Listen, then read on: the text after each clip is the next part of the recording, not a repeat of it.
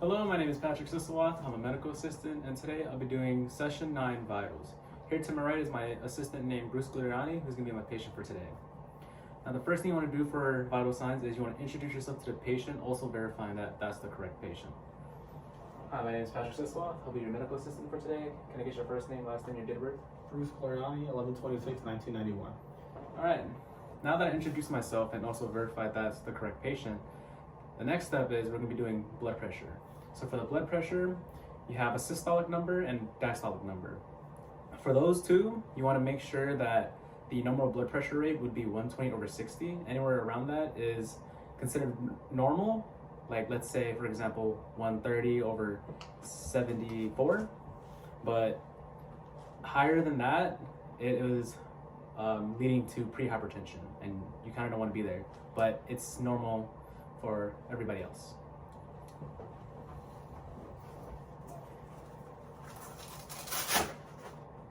Just have you do that for me, quick.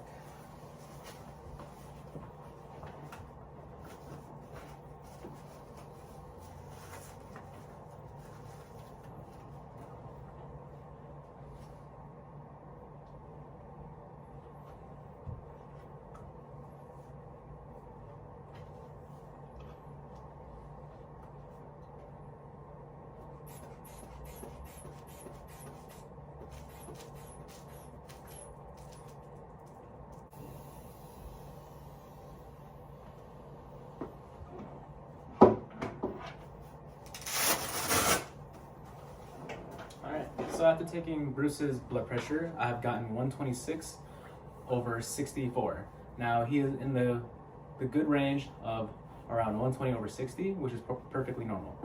The next step I'll be doing is I'll be taking Bruce's pulse. Now for the pulse, what you want to do is you want to locate the radial pulse. So for the radial pulse, you want to follow along the thumb line underneath the wrist, and then that's where your radial pulse is. Now in order to count it, you want to make sure that you feel a slight bump every time in this specific area to count the pulse, and then you're gonna feel like a little bit of bumps over and over again, repeatedly.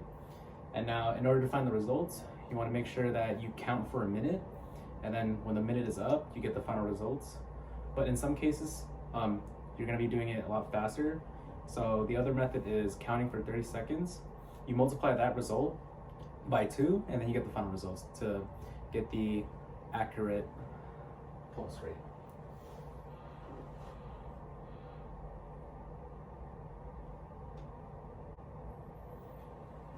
All right, so after counting Bruce's pulse, I've gotten 32. Now that we multiply by 2, it's gonna be 64. Now that is in the complete range, which is perfectly normal.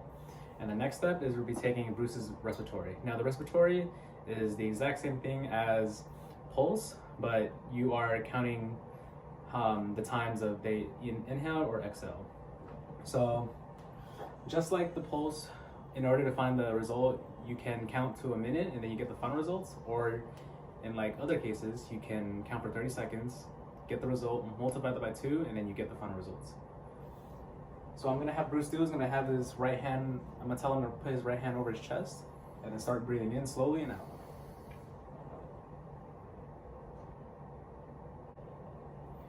All right, so after counting Bruce's respiratory, I've gotten 10.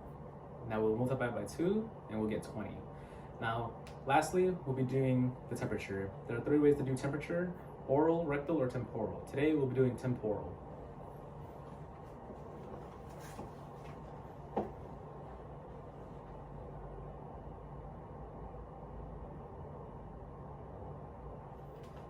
All right, so after taking Bruce's temperature, I have gotten 97.4, which is perfectly normal in most cases. If you are to go above that, like let's say around 100 degrees, that is considered having a fever or flu. And also underneath that, you'll also have any abnormalities wrong with you. And that concludes my video.